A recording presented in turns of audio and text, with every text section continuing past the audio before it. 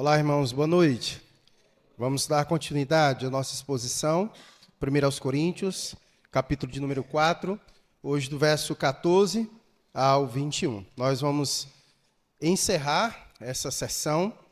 Eu acredito que essa primeira parte deva estar sendo concluída em 14 sermões, tratando especificamente sobre um assunto que permeia os 4 capítulos, né?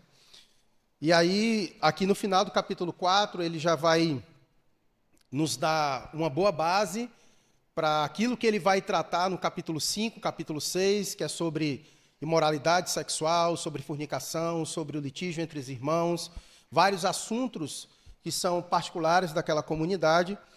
E Paulo, aqui no capítulo 4, encerra esse primeiro bloco, onde nós já temos discutido aqui várias vezes, e Paulo nos dando sempre fundamentos para aprofundarmos mais sobre o mesmo assunto.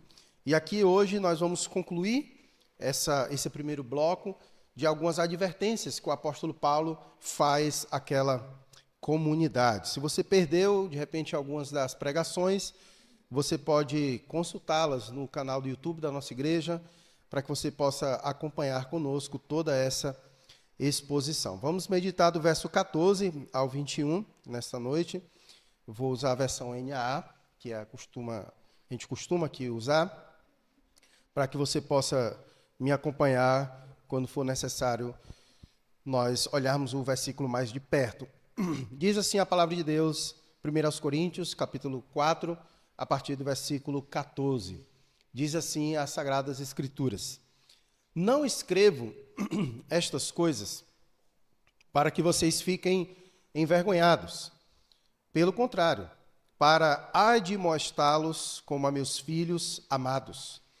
Porque ainda que vocês tivessem milhares de instrutores em Cristo, não teriam muitos pais, pois eu gerei vocês em Cristo Jesus pelo Evangelho. Portanto, eu peço a vocês que sejam meus imitadores. Por esta causa, eu enviei até vocês Timóteo, que é meu filho amado e fiel no Senhor, o qual fará com que vocês se lembrem dos meus caminhos em Cristo Jesus, como por toda parte ensino em cada igreja.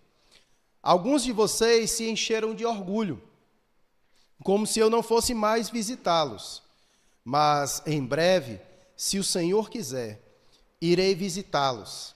E então conhecerei não a palavra, mas o poder desses orgulhosos. Porque o reino de Deus consiste não em palavra, mas em poder. O que vocês preferem? Que eu vá até aí com um chicote ou com amor e espírito de mansidão? O apóstolo Paulo, quando escreve a igreja lá em Roma, no capítulo 15 especial, ele vai dizer a seguinte coisa, ele vai dizer que todas as coisas que outrora foram escritas, elas foram escritas para o nosso ensino. E quando nós olhamos para esse tipo de documento que outrora foi escrito, registrado pelo nosso próprio Deus, soprando sobre a vida de homens, nos dando essa preciosidade que é a palavra de Deus, inspirada pelo Senhor, cartas como essa que tem um tom tão exortativo, e que muitas vezes é difícil de nós lidarmos com ela, por causa desse tom exortativo que Deus usa, é que nós lembramos dessas palavras, que tudo que foi escrito para o nosso ensino. E sim, por mais que sejam duras, por mais que o tom seja exortativo desta carta, mas Deus fez questão de registrar para o nosso ensino. E isso por uma razão bem simples e óbvia. Nós somos pecadores e constantemente nós precisamos ser exortados, admoestados. E é por isso que palavras como essa, livros como esse, eles são tão importantes para a nossa vida e para a nossa caminhada. E é com base nisso que o apóstolo Paulo começa o versículo 14, diante de tantas palavras duras, irônicas, que ele já proferiu a esta igreja, que ele retoma o raciocínio dizendo a seguinte coisa: não escrevo estas coisas para que vocês fiquem envergonhados, pelo contrário, para admoestá-los como a meus filhos amados. Muito embora não há dúvidas de que tudo que o apóstolo Paulo já disse a esta igreja tenha causado vergonha a eles, porque quando a admoestação é feita, quando o pecado é exposto, quando o pecado é confrontado, inevitavelmente a vergonha ela vem acompanhada. Mas o apóstolo Paulo está aqui falando de forma sincera que o seu objetivo não era envergonhar os irmãos, muito embora a verdade dita, a exortação pronunciada, a admoestação feita, ela produza vergonha. Mas o intuito do apóstolo Paulo não era esse.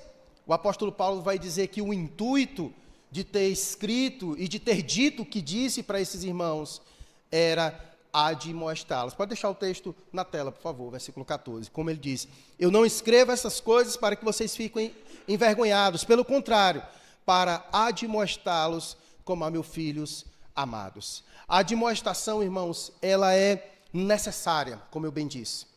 Paulo vai dizer que tudo que foi escrito para o nosso ensino.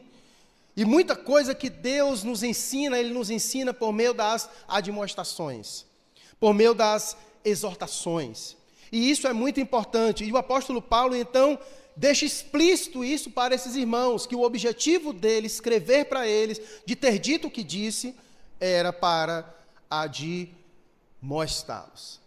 E não há dúvidas que eles receberam isso com dificuldade. E como nós já vimos, havia algo que era gigante no coração daqueles irmãos. Quem lembra? Começa com a letra O. Era o orgulho. A pergunta é: quem é orgulhoso recebe de bom grado exortação e admoestação? Sim ou não? Não.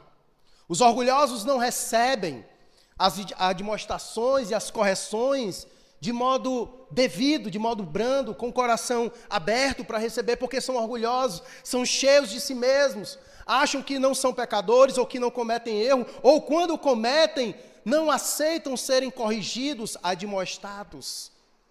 E esse era o problema dessa igreja, por isso havia tanta dificuldade entre eles e o apóstolo Paulo, porque era um povo duro para receber as advertências necessárias.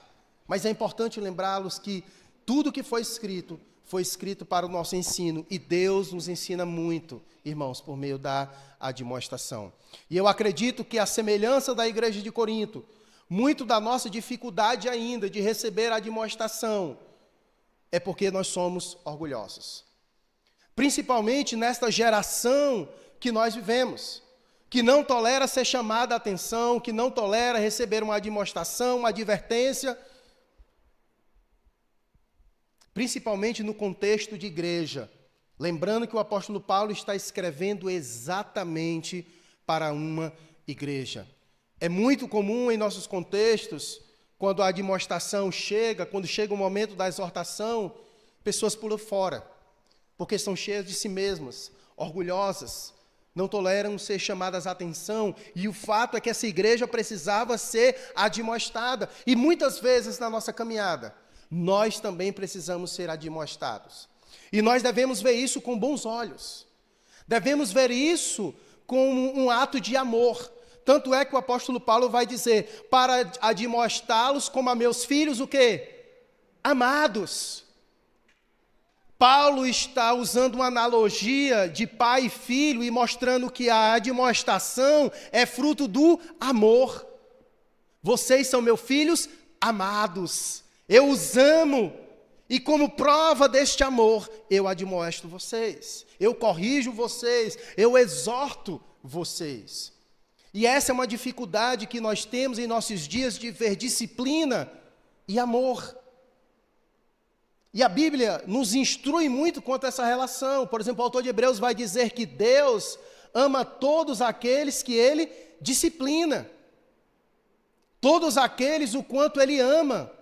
Né? Então ele disciplina todos aqueles que ele ama. Então nós vemos a disciplina, a admoestação, a correção, vemos isso como algo que reflete o amor. E Paulo está dizendo, olha, eu escrevi para vocês não para envergonhá-los, mas para admoestá-los como a meus filhos amados.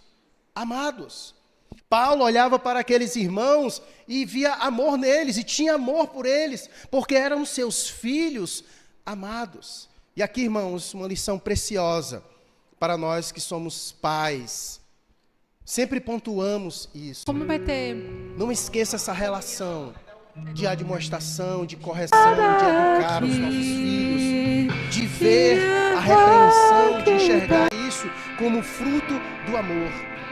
Tanto é que Salomão vai dizer em Provérbios que quem ama seu filho, cedo o disciplina. A correção, a admoestação, isso é fruto do amor. E Paulo está usando essa analogia da figura de um pai do filho.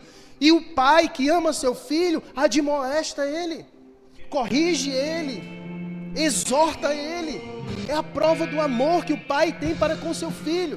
Porque o pai que não ama seu filho, entrega seu filho a si mesmo. E não é essa a realidade do apóstolo Paulo. Ele ama esses irmãos como a seus filhos amados.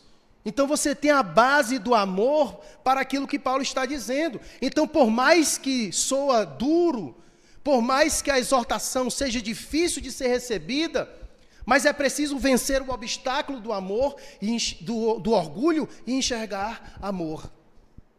E enxergar amor. E Paulo quer que eles enxerguem isso, e por isso ele diz, olha, eu não escrevi para vocês para envergonhá-los, pelo contrário, para admoestá-los como meus filhos amados. Amados. E a palavra admoestá-los, no grego, é conhecido de alguns irmãos, que é a palavra noutetel, que vem de noutético. Acredito que alguns irmãos já devam ter lido alguma coisa, principalmente sobre aconselhamento noutético. Aqui no Brasil, em especial, uma figura muito conhecida, que é o Jay Adams, escreve muitos livros de aconselhamento bíblico, voltado para essa ideia do aconselhamento bíblico noutético, certo? E a ideia, o objetivo dessa palavra, de Paulo usar essa palavra, admoestar, que vem do grego noutetel, é a ideia de um tipo de admoestação que tem como objetivo corrigir, educar a mente, a fim de que, uma vez a mente educada, ela produz uma conduta correta.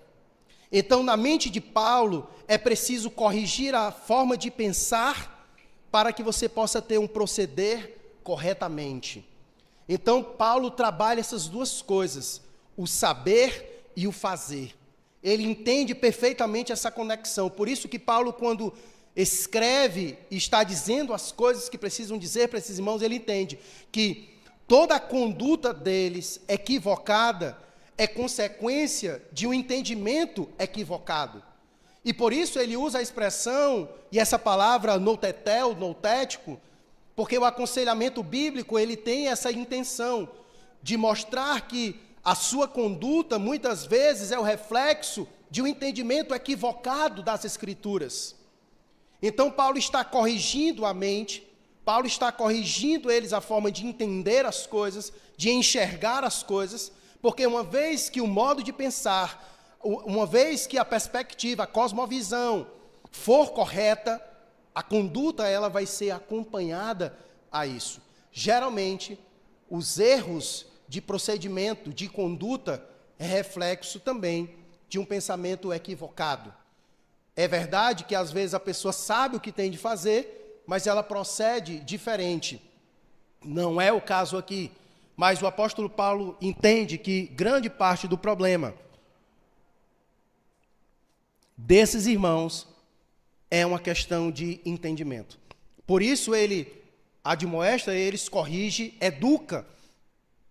Está aqui com esse objetivo de atingir a mente primeiro, porque ele entende que atingindo a mente, a conduta será uma consequência. Então a ideia é mudar a mente para mudar a conduta. Por isso ele usa a expressão noutetel, a ideia de noutético, porque ele entende que o trabalho de comportamento ele é feito através de primeiro entendimento, certo? Então, você tem um entendimento correto e você tem um proceder correto e adequado. Então, ele diz, não escrevo essas coisas para que vocês fiquem envergonhados. Pelo contrário, para admoestá-los como meus filhos amados. E essa é uma relação que o apóstolo Paulo tem com eles, entre pai e filho, que é o que ele vai dizer no versículo 15. Porque, ainda que vocês tivessem milhares de instrutores em Cristo, não teriam muitos pais, pois eu gerei vocês em Cristo Jesus pelo Evangelho. Paulo usou essa analogia do pai e do filho, porque, como nós já vimos, o apóstolo Paulo estava tendo muita dificuldade na relação com aquela igreja.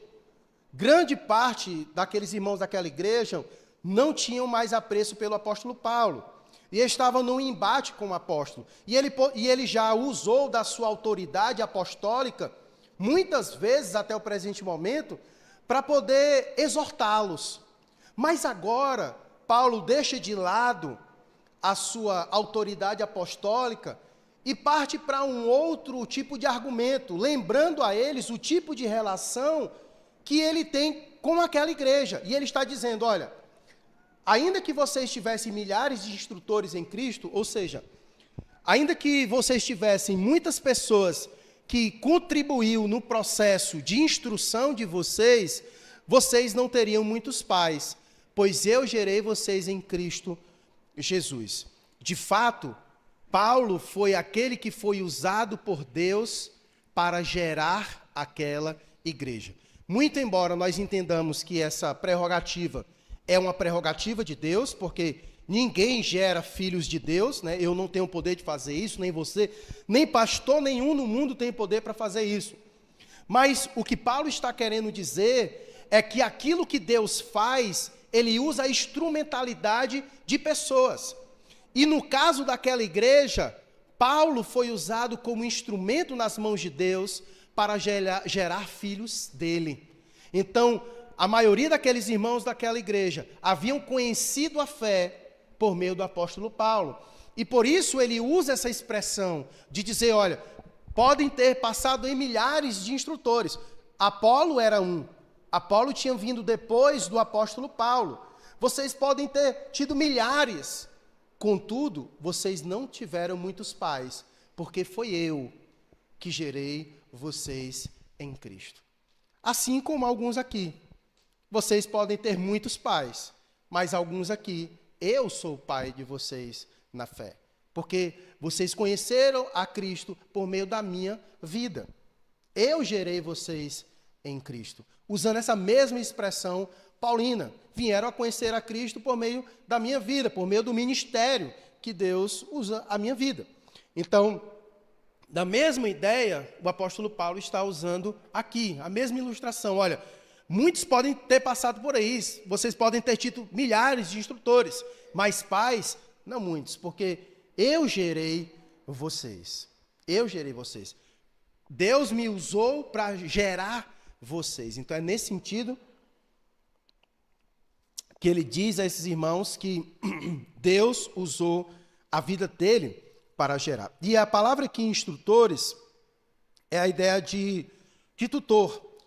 A palavra no grego é pedagogo, né? A palavra que você conhece, né? Isso não é uma palavra nova, é uma palavra antiga, pedagogo, que geralmente eram os escravos que eram responsáveis pela educação dos filhos dos seus senhores.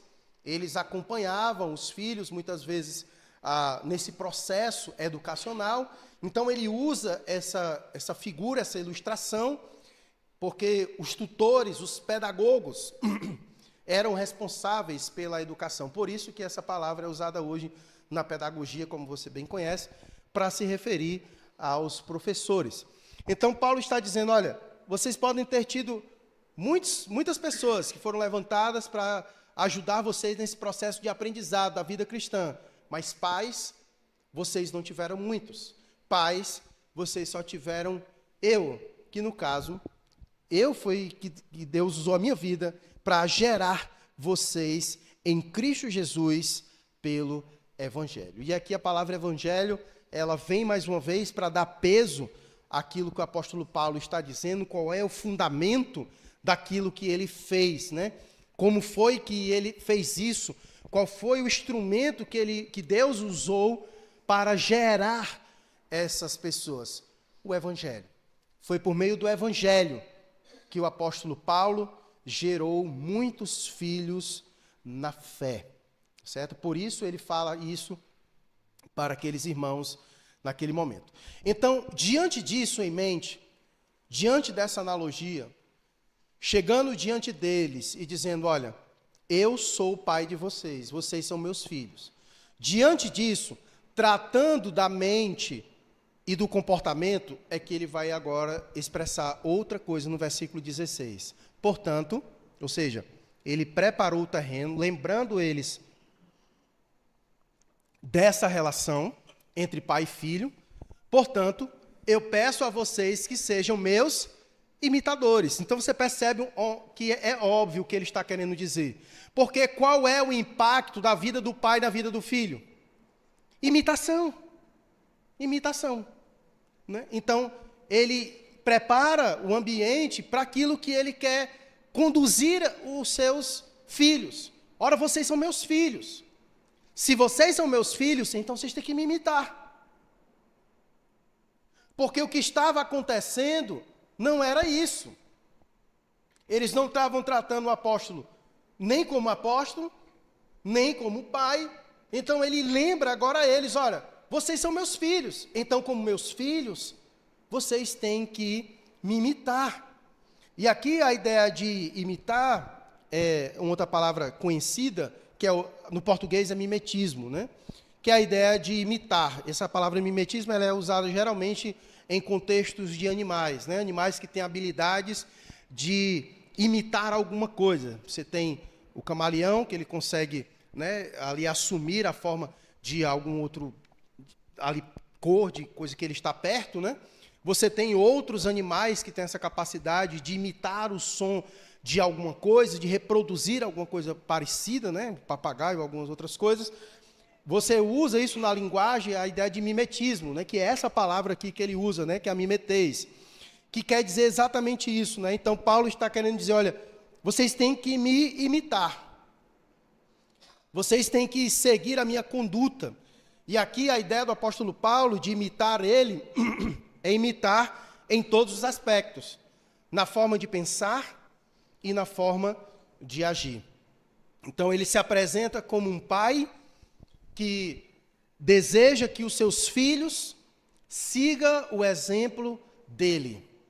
Siga o exemplo dele. Porque isso é o esperado. Que os filhos sigam o exemplo dos seus pais. Imitem. Né? Eu já, inclusive, já falei até isso aqui outrora, né? Antigamente era a coisa mais comum de você perguntar a uma criança, né? O que é que você quer ser quando crescer? Eu quero ser como a minha mãe ou meu pai. Era uma coisa muito comum de se ouvir entre as crianças. Hoje, infelizmente, isso já está ficando distante. Os pais deixaram de ser esse exemplo mais próximo, né, dos seus filhos, porque se tem alguém que exerce influência primária sobre a vida de um filho, são pais. Então, muitas vezes, nós queremos que os nossos filhos sejam crentes, mas eles não enxergam isso em nós. Queremos que os nossos filhos amem a Deus, mas eles não enxergam isso em nós. Na nossa conduta, no nosso modo de pensar, no nosso modo de viver. Como eles podem nos imitar? Como meu filho pode gostar de oração se ele não me vê orando, se na minha casa não ora? Como meu filho pode gostar de ler a Bíblia se ele não me vê lendo a Bíblia? São coisas que as crianças aprendem por observar e imitam. Porque essa é uma forma de aprendizado, por imitar, reproduzir aquilo que se vê. E Paulo está dizendo isso, chamando a eles, olha, vocês têm que me imitar, porque vocês são meus filhos. E compete aos filhos imitar aos seus pais. Imitar aos seus pais. E isso é tão interessante que as crianças, elas não somente aprendem as coisas boas, mas também as coisas ruins, não é verdade? Então, às vezes as crianças aprendem. Eu sei que tem coisas que as crianças fazem e os pais nem fazem. Né? Você fala, esse menino aprendeu isso aonde, né? Porque não é só você que exerce relação de influência sobre a vida dele. Então, geralmente hoje, por exemplo, no contexto hoje, né, onde os filhos estão cada vez mais distantes do pai, agora com essa nova ideia aí de escola integral, onde a criança passa o dia inteiro longe dos pais, é óbvio que ele vai aprender muita coisa que não deveria, porque ele está numa sala de aula, junto de crianças que têm uma família bagaça, que não tem constituição de família, que aprende tudo que não presta, que passa o dia com o celular na mão, e seu filho está lá todo dia com eles, vendo coisas, ouvindo coisas, imitando coisas, com professores muitas vezes que também não estão nem aí, estão só ali pelo dinheiro que estão, mal pagos, mal remunerados. É esse o contexto de ambiente escolar. Nada romântico. E é isso que eles vão aprender muitas vezes. Estão cada vez mais distantes dos pais e de uma relação de imitação. Então, é nosso dever, como pais, estimular os nossos filhos a nos imitarem. E Paulo está fazendo exatamente isso com eles. E Paulo entende que se eles pegarem esse caminho, é um caminho muito propício para a resolução do problema deles. De pensarem como Paulo pensa, de enxergar o evangelho como Paulo enxerga. E uma vez que isso acontecer, a conduta deles muda. Então Paulo diz, olhem para mim, sejam meus imitadores. Vocês perderam um referencial e vocês precisam lembrar desse referencial. E esse referencial sou eu, que sou o pai de vocês. Então me imitem. É isso que o apóstolo Paulo está dizendo. Por isso ele vem com um portanto, né, uma conclusão daquilo que ele diz. Portanto, eu peço a vocês que sejam meus imitadores. E aí no versículo 17, ele diz, por esta causa, que causa? O que ele acabou de pedir. Foi o que ele pediu? Que eles sejam imitadores dele. Por esta causa, eu enviei até vocês Timóteo, que é meu filho amado também, e fiel no Senhor, o qual fará com que vocês se lembrem dos meus caminhos em Cristo Jesus, como por toda parte ensino em cada igreja. Porque alguém poderia dizer, mas já está com tempo que Paulo foi embora, como é que a gente vai imitar? A gente não lembra. Opa, eu estou enviando Timóteo, para que quando Timóteo estiver com vocês, eles lembrem a vocês como é o meu procedimento, para que vocês me imitem. Então eu estou enviando Timóteo a vocês, para que ele lembre a vocês de como é o meu procedimento. E aqui algumas características de Timóteo, Paulo apresenta. Primeiro, ele usa a mesma expressão, dizendo que Timóteo é seu filho amado, e Timóteo é filho de Paulo. Foi Paulo quem gerou também Timóteo, é um filho na fé do apóstolo Paulo, Timóteo. E não somente isso, ele vai dizer que Timóteo é um filho amado e também fiel no Senhor. Lembra essa expressão que Paulo vem usando, dizendo que nós, que somos dispenseiros de Deus, só há uma coisa que Deus espera de nós, lembra? Ele disse isso no verso 2. Coloca aí o verso 2 para nós, só para lembrar.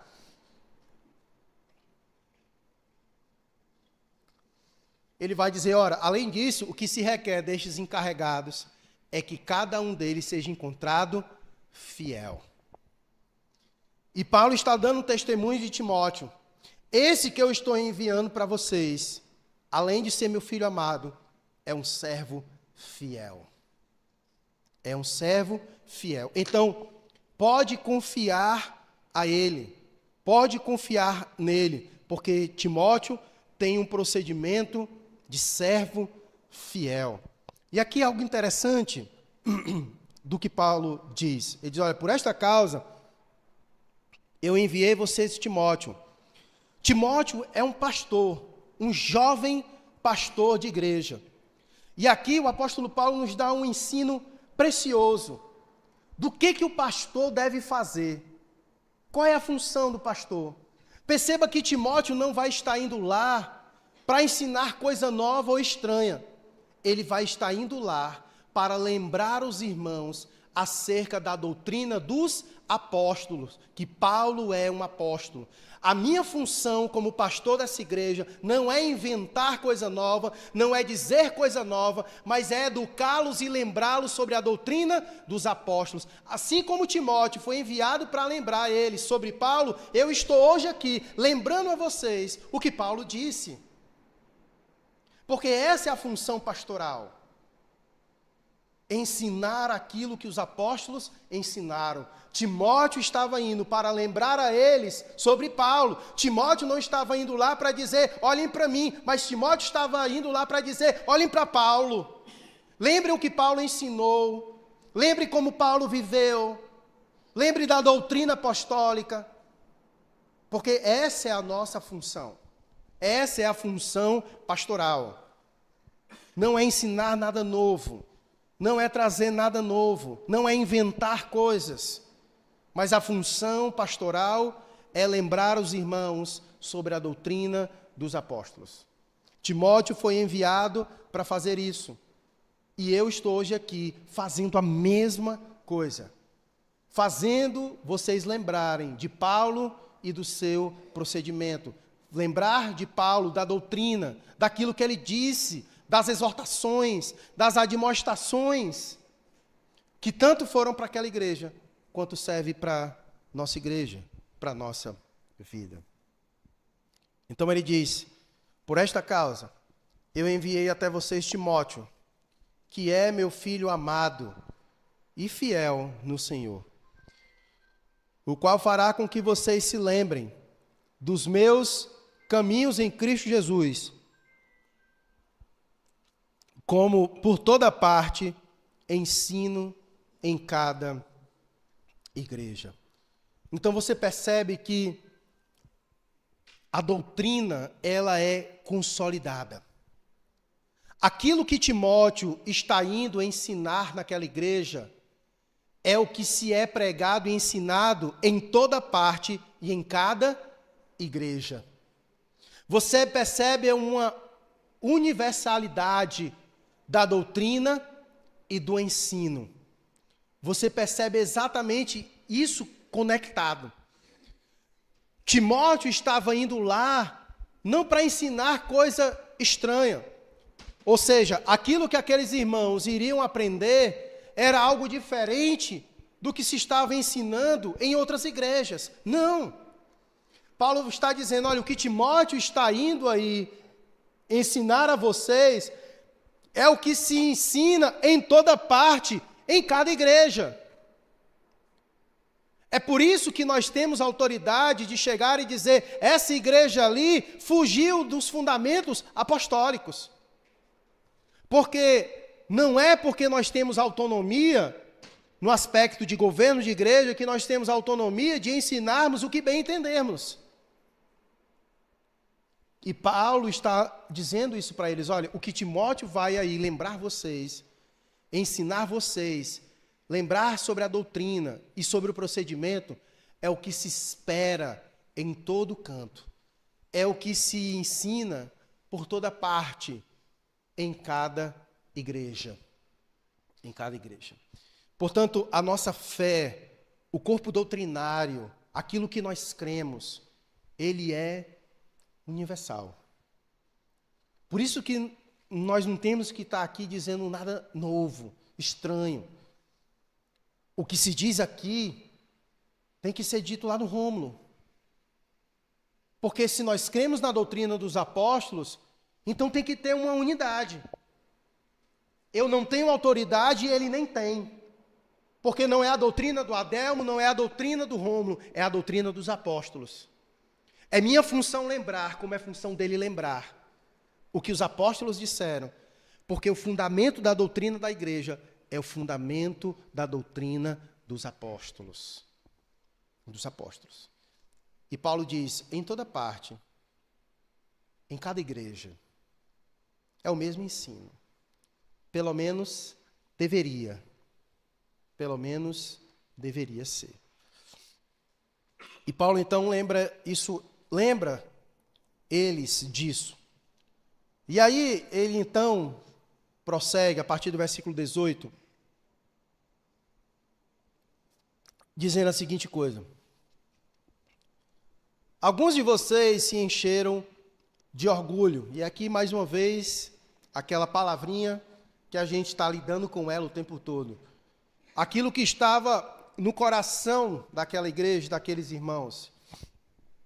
O orgulho que fazia com que eles se sentiam reis, como Paulo bem disse, né? Vocês estão fartos, vocês se garantem, vocês são espirituais, vocês estão lá em cima. Quando Paulo já provou que o tipo de comportamento deles prova que eles não são coisa espiritual, coisa nenhuma. Eles são meninos e carnais. Porque o orgulhoso tem uma impressão muito elevada de si mesmo, quando não é verdade. E a prova disso era a dificuldade que eles tinham de receber as exortações, as correções, as admoestações. E Paulo diz: olha, vocês se encheram de orgulho, como se eu não fosse mais visitá-los. Eles se achavam que não precisavam mais do apóstolo Paulo. O coração deles havia sido tomado pelo orgulho, de maneira que nós não precisamos mais desse apóstolo Paulo aqui. E esse Paulo, ele é falso. E ele não tem interesse nessa igreja. E ele não vai mais aparecer por aqui. E era esse tipo de comentário que circulava dentro daquela igreja, com o objetivo de denegrir a imagem do apóstolo. Mas ele diz, versículo 19, mas, ainda que vocês pensem isso, em breve, se o Senhor quiser, irei visitá-los. Você percebe aí a submissão do apóstolo Paulo debaixo da soberania de Deus. Eu tenho interesse de visitar vocês, mas isso é só se o Senhor quiser. Porque todos os nossos planos, tudo aquilo que a gente almeja, precisa estar debaixo da soberania de Deus. Você pode traçar planos para amanhã, mas quem garante que amanhã nós encontraremos a curva do caminho? Não há certezas para nós. Isso é se o Senhor quiser. Isso é se Ele quiser, se Ele desejar. E Paulo era um homem que vivia debaixo dessa vontade de Deus. Quando você faz a leitura de Atos, você percebe isso. Em alguns momentos, Paulo está vindo para cá e ele encontra Deus direcionando ele para outro lugar, Deus fazendo resistência em sua caminhada, direcionando a sua vida, porque a vida do crente é assim. Ele planeja, ele faz planos, mas a resposta certa sempre vem do Senhor. E é por isso que ele entende isso. Olha, vocês estão achando que eu não vou mais aí, mas eu pretendo ir aí. Mas isso é se o Senhor quiser, se Ele quiser, eu irei visitá-los. E aí ele aqui já expressa qual o intuito da sua visita. E então conhecerei não a palavra, mas o poder desses orgulhosos. Versículo 20. Porque o reino de Deus consiste não em palavras, mas em poder. O que o apóstolo Paulo quer fazer indo lá? Ora, essa era uma galera que se achava, né? E ele já disse isso no capítulo 4. Vocês estão reinando, vocês estão fartos, vocês são espirituais, vocês são aqueles caras. Vocês têm muita palavra. Porque o orgulhoso é um cara que fala muita coisa. Ele se eleva demais, ele fala coisa demais. E Paulo, eu quero aí para me ver essas palavras de vocês. Paulo usa aqui mais uma vez da ironia para dizer, olha, eu quero verificar tudo isso aí que vocês estão dizendo. Porque o reino de Deus, entenda, não consiste em palavra, mas em poder. Porque o grande fato é que vocês só dizem que são espirituais, mas nas atitudes de vocês não transmite poder do Espírito. Porque qual é o poder do Espírito que há entre vocês? Porque Paulo já disse, na verdade, vocês são carnais, porque vocês estão brigando, vocês estão se dividindo. E como ele vai tratar no capítulo 5, vocês são imorais ainda mais. Então vocês se acham muito, vocês se gabam muito, falam muitas coisas, se elevam demais. Mas eu quando for aí, eu não quero ver essas palavras não, eu quero ver o poder do Espírito. E sabe, ele não vai conseguir ver. E aí, ao mesmo tempo, ele faz com que eles olhem para ele. Poder do Espírito é o que foi manifestado quando eu estive entre vocês, porque somente a manifestação do poder de Deus é capaz de gerar filhos de Deus. E vocês são meus filhos. Isso é poder. Isso é poder. É transformação de vida. É transformação de vida. É isso que é a manifestação do poder de Deus. Não adianta rodopiar aqui e falar milhares e milhares de idiomas que ninguém entende se não tem manifestação do poder de Deus. E isso não é manifestação do poder de Deus. Isso não é manifestação do poder de Deus. E é isso que Paulo está querendo dizer para eles. Vocês só têm palavras. Vocês se gabam demais. Isso só mostra o quanto vocês são meninos e carnais. Isso não é manifestação do poder de Deus. Então Paulo diz, olha, eu quando for visitar vocês, e então conhecerei não uma palavra, mas o poder desses orgulhosos. Eu quero ver o poder desses orgulhosos, que se gabam, que se acham muita coisa. Esse não é o verdadeiro poder de Deus, irmãos. O verdadeiro poder de Deus na vida de um indivíduo é quando gera transformação, mudança, metanoia. E é isso, é a ideia da palavrinha que eu falei, do noutético. Uma mudança de mente e uma mudança de conduta. E Paulo diz, olha, o reino de Deus não consiste em palavras, mas em poder. E eu vou visitar vocês, e eu pretendo visitar vocês, e eu quero conhecer esse poder desses orgulhosos aí. E aí ele, agora no versículo 21, fala sobre o tom da sua visita. Ele primeiro expressa que deseja visitá-los, e agora o tom da sua visita. Como é que ele vai a eles? O que vocês preferem? Que eu vá até aí com um chicote ou com amor e espírito de mansidão, né? Lembrando mais uma vez da figura que o apóstolo Paulo usa, da ideia do pai e do filho. Eu sou pai de vocês e vocês são meus filhos. E vocês não estão se comportando adequadamente. Como é que vocês querem que eu chegue aí? Com o cinto na mão, aqui trazendo para os nossos dias. Ou com a chinela na mão, não sei como é que você disciplina, e essa disciplina seu filho. Com o que é que você vai chegar na mão? Paulo diz, vocês querem que eu chegue aí com chicote ou com amor, espírito de mansidão? A pergunta é, isso vai depender de quê? Ele está fazendo uma pergunta para eles, mas a resposta disso vai depender de quê? Isso vai depender de como eles irão atender às admoestações do apóstolo Paulo. Isso vai depender de como é que vocês irão responder às minhas admoestações. É como um pai fala para o seu filho. Já falei com vocês aí, vai parar não? Seguinte, se eu for aí, eu vou com o cinturão. Vocês escolhem, ou resolve e fica de boa, ou apanha. É mais ou menos isso que o apóstolo Paulo está dizendo. Ou vocês resolvem, ou recebem a minha admoestação, ou são corrigidos, ou quando eu chegar aí, eu chego com o chicote. Aí é vocês quem decidem.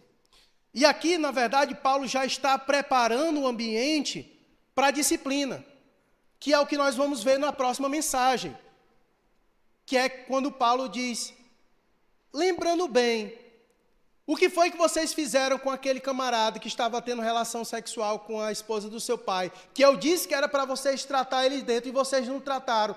Pode botar ele para fora e eu entrego ele a Satanás. É isso que nós vamos ver no próximo sermão.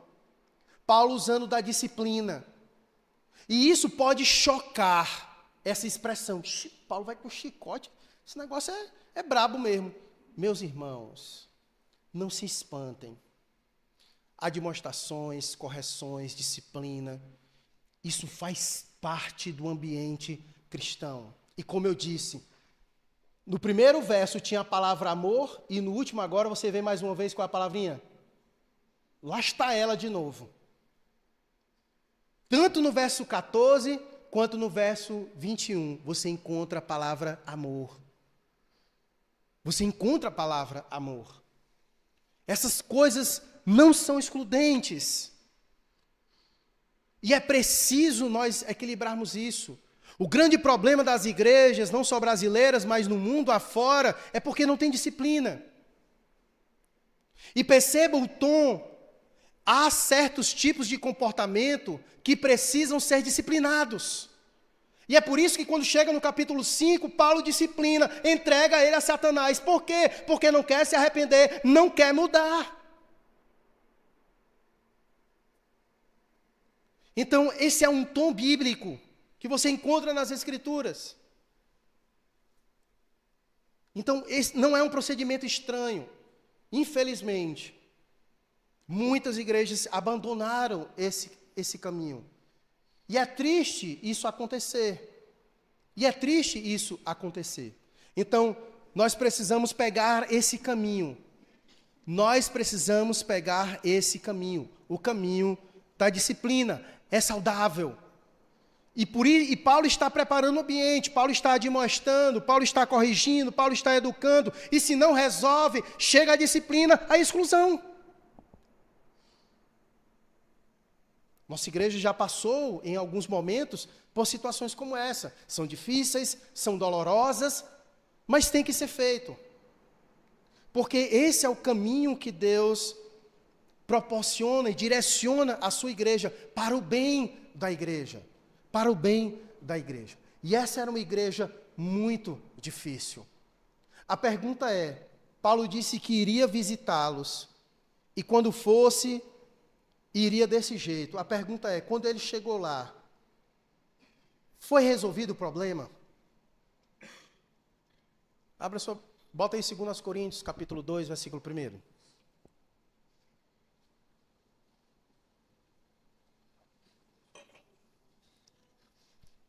2 Coríntios, capítulo 2, verso 1. Olha o que ele disse na segunda carta. Olha o que ele disse. Porque decidi por mim mesmo o seguinte, não voltar a me encontrar com vocês em tristeza. Paulo foi a esses irmãos. E segundo o que ele disse aqui, foi boa essa visita ou ruim? Ruim. Paulo foi a esta igreja, como ele prometeu, que pretendia visitá-los mais uma vez, e foi, e ele disse, eu pretendo não mais voltar a me encontrar com vocês em tristeza, porque quando ele foi, a coisa não foi legal. Mas não somente isso, Paulo, depois que ele foi, ele teve lá primeiro, fundou a igreja, escreve primeiro aos Coríntios, diz que quer ir lá, vai, essa ida é em tristeza, como ele diz, e no final dessa carta, no capítulo 13, coloca para nós aí o capítulo 13, da segunda carta mesmo, aí ele quer ir agora uma terceira vez, e ele diz, esta é a terceira vez que vou visitá-los, por boca de 2 ou 3 testemunhas, toda questão será decidida. Você percebe que as coisas não são resolvidas. Paulo foi uma vez, fundou a igreja, saiu, escreveu para ela para resolver problemas, disse que iria lá, ia com chicote, foi, o negócio não foi legal, aí ele vai e escreve essa para dizer que quer ir lá, porque já tem demandas de testemunhas contra essa igreja, de questões que ainda precisam ser resolvidas. E ele continua, verso 2. Já o disse anteriormente, digo de novo, como fiz quando estive presente pela segunda vez. Mas agora, estando ausente, digo aos que no passado pecaram e a todos os demais, se eu for outra vez, não os pouparei. Perceba o tom de Paulo. É sempre assim. Se eu for de novo, eu não vou poupar vocês. Porque vocês estão pecando, continua disso de novo. continuam pecando e nada acontecendo, não tratando do pecado. Então, o tom do apóstolo Paulo para essa igreja é sempre assim. Porque falta arrependimento, falta mudança. Por isso que a palavra que ele usa de admoestação é o nautetes, do nautético. Precisa mudar a mente para mudar a conduta. Então, daqui você percebe o quanto o ministério é difícil. É desgastante. Você lidar com pecados, com dureza de coração, com orgulho, é uma tarefa muito difícil. Paulo teve que lidar com muita dificuldade com esta igreja. E a função pastoral de qualquer igreja também não é diferente. É difícil. Porque você lida com pecados, com orgulhos, muitas vezes pecados não confessados, não arrependidos, não há mudanças, e às vezes precisa acontecer exortações, admoestações, disciplinas quando necessário. Tudo isso é muito difícil. Mas esse é o caminho que as Escrituras apresentam diante de nós. Essa é a verdade bíblica sobre como nós devemos tratar do pecado em nosso meio, tanto no particular quanto no coletivo. Você vê o próprio Mestre Jesus ensinando isso em diversos momentos. O que Jesus disse? Se você vê seu irmão pecando, o que você deve fazer? Você deve só olhar? O que você tem que fazer? Você tem que ir até o seu irmão e adverti-lo e tentar ganhar o seu irmão. Se ele não se arrepender, o que você tem que fazer? Você chama um outro irmão para ir com você. E se mesmo assim ele não ouvir, o que você tem que fazer? Chamar a igreja. E se mesmo assim não der certo, o que Jesus tinha que fazer? É publicano e gentil. É expulso. É considerado como descrente. É isso. Quer questionar com o mestre? Foi ele quem disse. E aqui Paulo está nos instruindo mais uma vez como a igreja deve proceder. Então não há nada de estranho. Não há nada de estranho. Esse é o procedimento. Mas como nós veremos no próximo domingo, o objetivo final de tudo isso, o objetivo final da admoestação, não é causar vergonha, como Paulo já disse. Por mais que seja vergonhoso o pecado, se não quer passar vergonha, não peca. É bem simples. Porque por natureza, o pecado faz isso. Você quer pecar e não quer passar por vergonha? Aí fica difícil, né, meu filho? Aí fica difícil. O pecado por natureza gera isso. Quando Adão e Eva pecaram, qual foi a vergonha que eles tiveram? Eles ficaram, perceberam que estavam nus. É isso que acontece. Quando pecamos, ficamos despidos. E a vergonha vem mesmo. Principalmente quando ela é pública. Entende? Então, é a própria dificuldade do próprio pecado em si mesmo. Ela gera essa dificuldade, mas o objetivo da demonstração não é promover a vergonha, é a correção. É a correção. É mudar, é corrigir, é as coisas serem transformadas. Quando Paulo faz isso no capítulo 5, como nós veremos, quando ele entrega essa pessoa a Satanás, na segunda carta, essa pessoa volta arrependida. E a igreja tem dificuldade de receber esse irmão, e Paulo escreve para dizer, receba ele, porque ele se arrependeu. O objetivo da disciplina é a mudança. O sistema penal no nosso país é falho exatamente por isso. Porque o objetivo de alguém ser preso deveria ser o quê? A correção. Dele mudar. Se ele matou, roubou, foi preso, então, quando sair, era para vir transformado, porque isso deveria ter uma finalidade corretiva. A demonstração tem essa ideia. Então, ela não tem a intenção de causar vergonha, causar dor. É igual um pai. que disciplina seu filho. Ele não faz isso porque ele ama bater no seu filho. Ele ama disciplinar o seu filho. Rapaz, eu tenho prazer nisso, é coisa boa. Não. Todo pai, quando faz isso, chora por dentro. Mas ele faz para o bem, para a mudança, para a correção. Esperando a transformação, a mudança. Porque a Bíblia diz que o coração da criança está ligado à estutícia e só a vara tira. Então há momentos em que a disciplina tem que vir para que haja correção, mudança. Então, todas as vezes que Deus faz isso e que Ele usa a instrumentalidade da igreja, é sempre com esse objetivo: gerar transformação, mudança, santificação. Por isso que a Bíblia diz que nós devemos nos exortar uns aos outros mutuamente, para o nosso bem, para a nossa correção, para a nossa santificação. Para a nossa santificação. E uma igreja genuína e verdadeira, ela lida com o pecado da maneira correta. Ela lida com o pecado da maneira correta, adequada, biblicamente.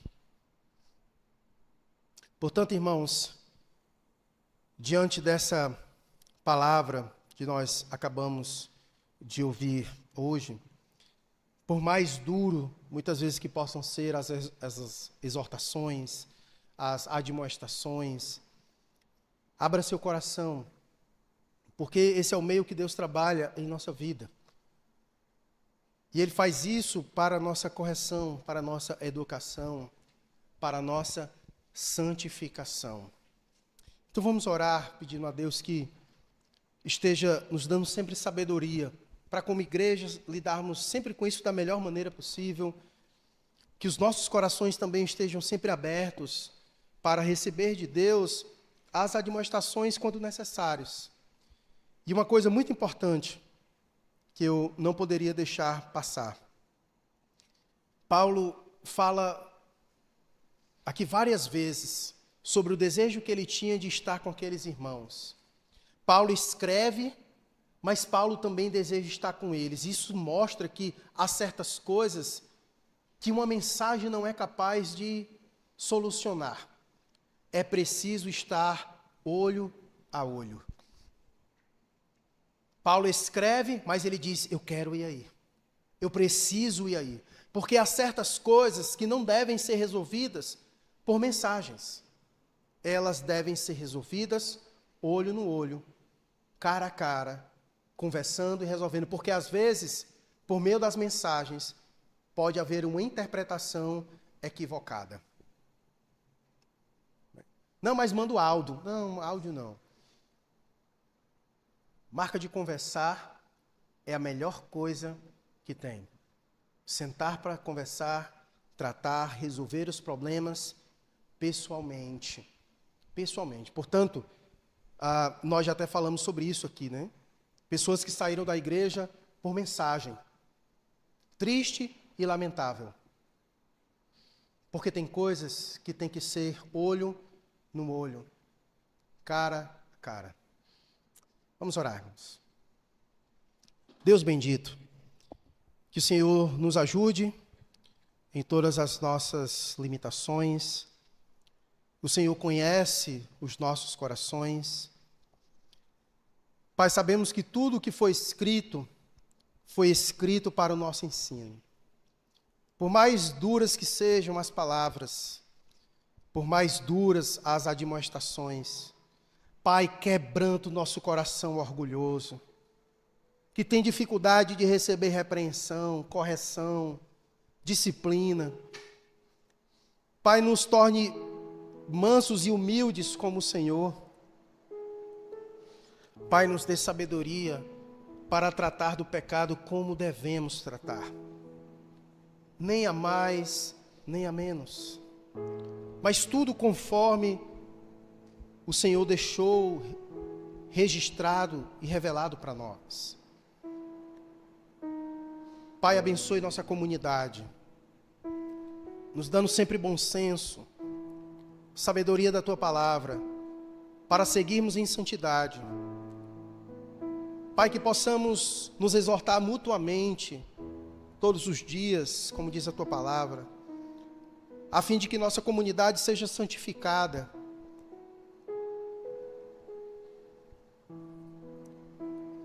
Pai, obrigado pela tua palavra, tão preciosa, tão útil para as nossas vidas e para a vida de todas as tuas igrejas. Obrigado, ó Deus, pela sabedoria que o Senhor nos dá. Continua, Senhor, abrindo a nossa mente. Que o Senhor continue, ó Deus, trabalhando em nossa mente, mudando a nossa mente, para que a nossa conduta seja transformada. Não adianta, ó Deus, expressarmos em palavras, quando a manifestação do poder do Teu Espírito não é visível em nossas vidas. Que o Teu Espírito gere transformação, mudança em nossa vida. Para a glória do Senhor, para o testemunho do Teu nome, para o bem da comunidade local.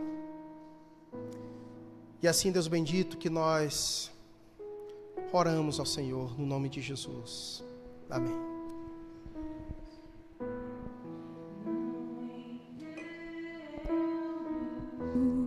O meu próprio agir,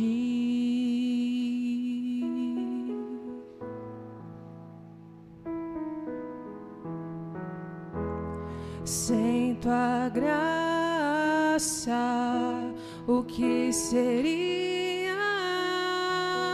de mim?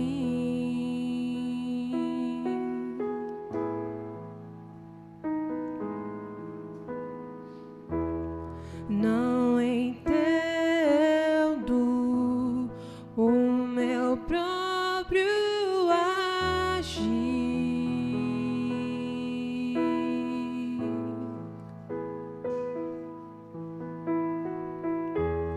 sem tua graça, o que seria de mim, Deus? Pois o bem que eu quero fazer não faço, e o mal que eu não quero, esse sim acabo cometendo.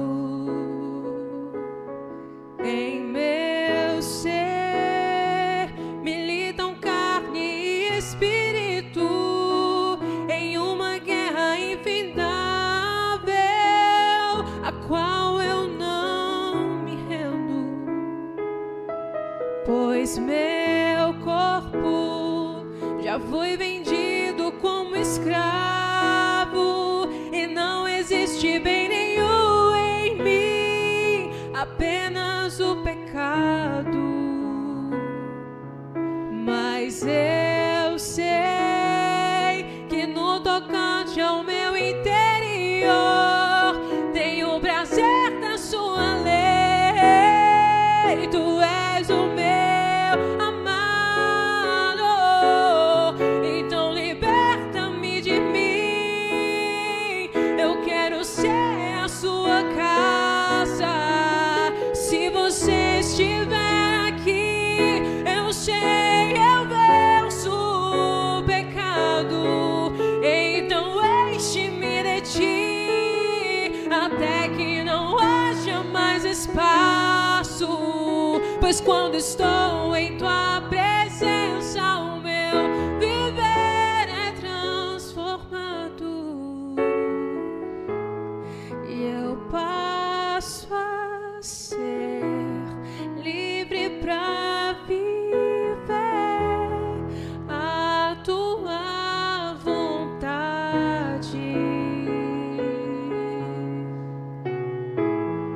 Ao te conhecer, todo o meu ser se enche de bondade, que reina o Espírito sobre a carne.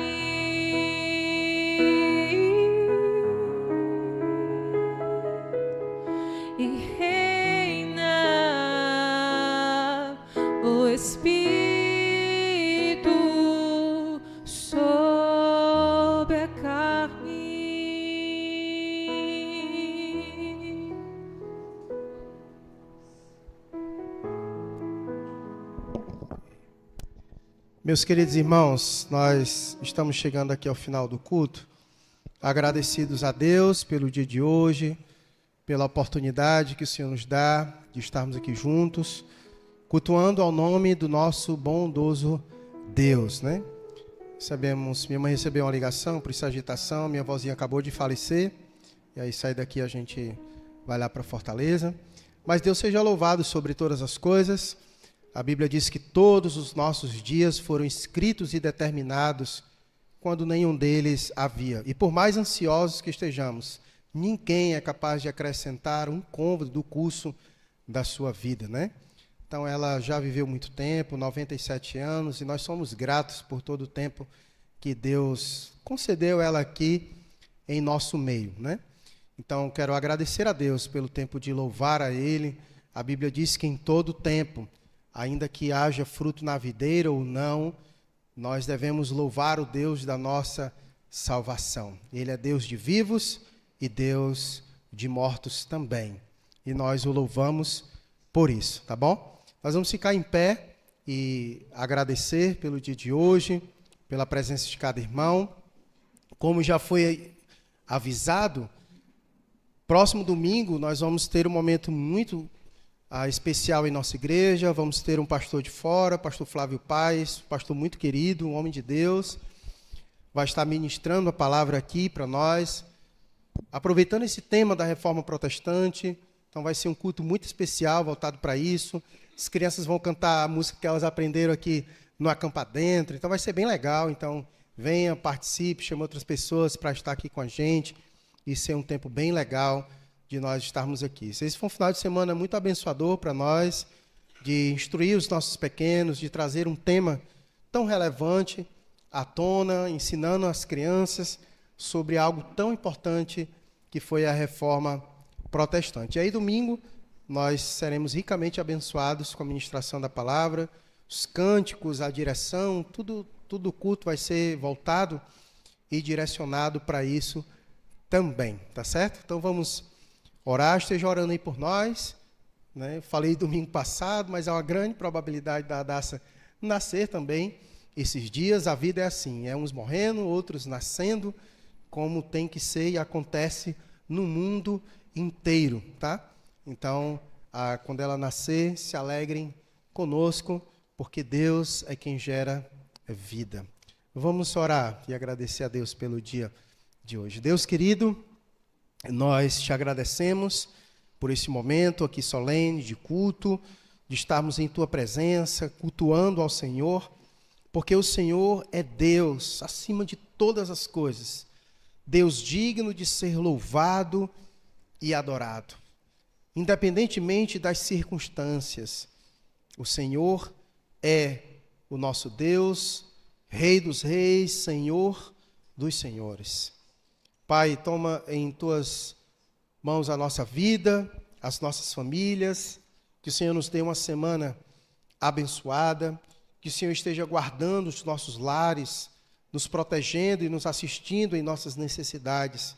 Abençoe as programações, ó Deus, que vão acontecer ao longo dessa semana, que o Senhor esteja operando em nós com poder, gerando edificação e transformação em nossas vidas. Nos leve em paz para as nossas casas, nos dê uma noite de paz, um sono restaurador, e se for de tua vontade, que o Senhor faça cada um de nós levantarmos ao amanhecer. E que o amor de Deus, nosso Pai, a graça salvadora e redentora do nosso Senhor e Salvador Jesus Cristo, a comunhão e as doces consolações do teu Santo Espírito, permaneça sobre a vida de cada um de nós e sobre toda a tua igreja espalhada pela face da terra, hoje, agora e para todos sempre. Amém. Deus abençoe, dê um abraço aí no seu irmão e vamos em paz para casa.